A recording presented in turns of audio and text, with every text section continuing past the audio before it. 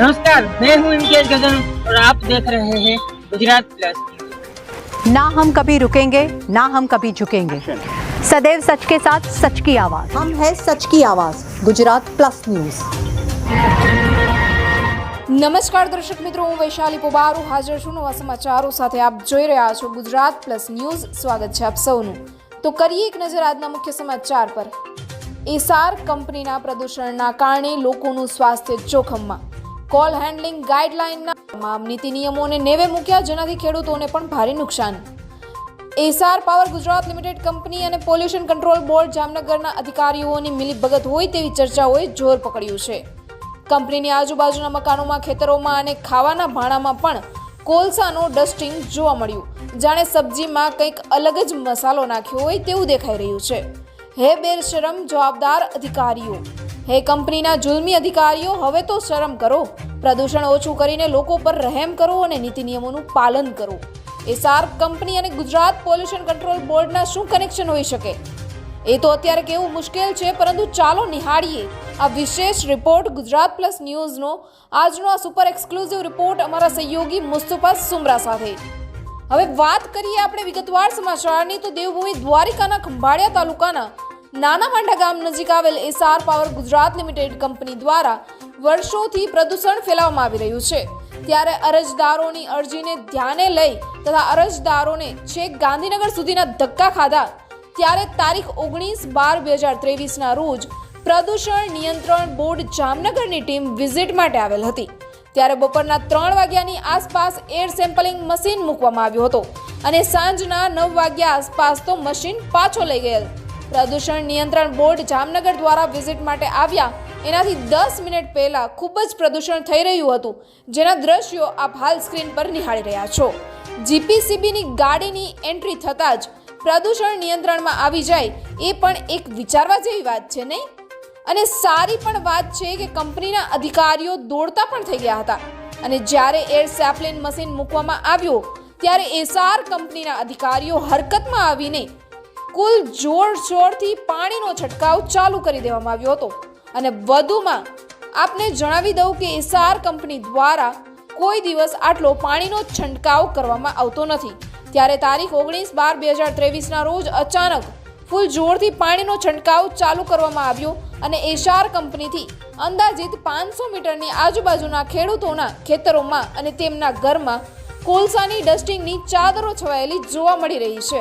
અને એસાર કંપની દ્વારા call handling ગાઈડલાઇનના આધારે લીલા લેર ઉડાવવામાં આવી રહ્યા હોય તેવું સ્પષ્ટપણે નજરે પડી રહ્યું છે। અને આટલું જ નહીં, એસાર કંપનીને વર્ષ 2018થી આજ દિવસ સુધી વખતો વખત અંદાજે 25 જેટલી નોટિસો જીપીસીબી દ્વારા આપવામાં આવેલ છે અને એકવાર ₹26,40,000 જેટલો દંડ પણ ફટકારવામાં આવ્યો છે। તેમ છતાં એસાર કંપનીના અધિકારીઓનું પેટનું પાણી પણ હલતું નથી। ત્યારે અંદાજે 3 વાગ્યે એર સેમ્પલિંગ મશીન ચાલુ કરવામાં આવ્યું હતું અને 9 વાગ્યા બાજુ મશીન પાછું બંધ કરી ઉચકી લેવામાં આવ્યું હતું। ત્યારે રાત્રે 10 વાગ્યે અમારા પ્રતિનિધિ ત્યાંથી પસાર થયા તો સ્થળ પર મશીન ના હોવાનું જાણવા મળ્યું। જાણવા મળતી વિગત મુજબ લગભગ 24 કલાક મશીન રાખવાનું હોય છે, પરંતુ 6 કલાક જ મશીન ચાલુ રાખેલ। ત્યારે અમારા ચીફ એડિટર ઇમ્તિયાઝ ગજણ દ્વારા જીપીસીબીના અધિકારી જીમિતભાઈને ફોન કરેલ કે મશીન કોણ લઈ ગયું, અહીંયા તો નથી કોઈ મશીન કે પૂછતા નથી કોઈ અધિકારીએ જણાવ્યું કે અમે જે મશીન લઈ ગયા છીએ અમારા મેડમની સૂચના હતી, તેનું પણ કોલ રેકોર્ડ સાંભળો। અને ત્યારબાદ અમારા ચીફ એડિટર દ્વારા રીઓરિજિનલ ઓફિસર કલ્પનાબેનને કોલ કરીને પૂછતા મેડમે જણાવ્યું કે મને આ વાતની કંઈ જ ખબર નથી। ના ભાઈ ના, મને આ ખબર જ નથી, હું પૂછી જોઈશ ટીમને કે એકચ્યુઅલ વિગત શું છે। હેલો જીમિતભાઈ, અવાજ આવે છે?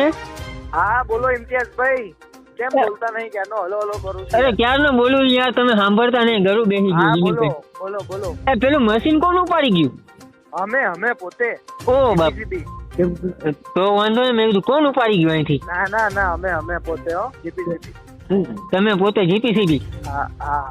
હા, કેમ શું થયું? 24 કલાક રાખવાનું હતું ને? ના ના, અમારે જે ટાઈમ પિરિયડ પ્રમાણે એચઓ અમારા મેડમની સૂચના હતી એ પ્રમાણે લઈ ગયા અમે હો। બરાબર, 8 કલાક ચલાવવાનું હતું એ પ્રમાણે। અત્યારે જો ડસ્ટિંગ ઉડે સાહેબ। હા ચાલે, હા ભલે, મેડમે કીધું એ પ્રમાણે અમે કર્યું છે। બેન આજે તમારી ટીમ વિઝિટ કરવા આવી હતી ને નાના માંડા હા તો ઓલું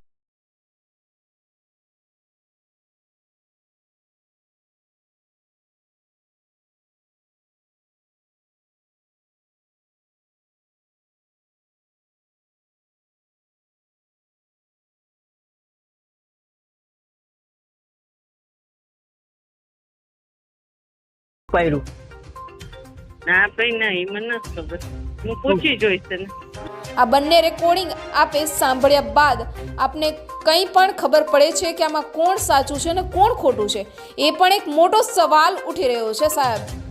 જો આ હકીકત સાચી જ હોય તો કોના ઈશારે અને કોના કહેવાથી આવું થઈ રહ્યું છે એ પણ એક મોટો સવાલ છે. ત્યારે આપને જણાવી દઉં કે આ દ્રશ્ય તમે જોઈ રહ્યા છો તે કંપનીના અધિકારીઓને આવી ઠંડીમાં પણ પરસેવો છૂટી ગયો હોય તેવું લાગ્યું જ્યારે આટલું પાણીનો છંટકાવ અને જેસીબી લોડર વડે કોલસો સાફ કરવામાં આવી રહ્યો હતો.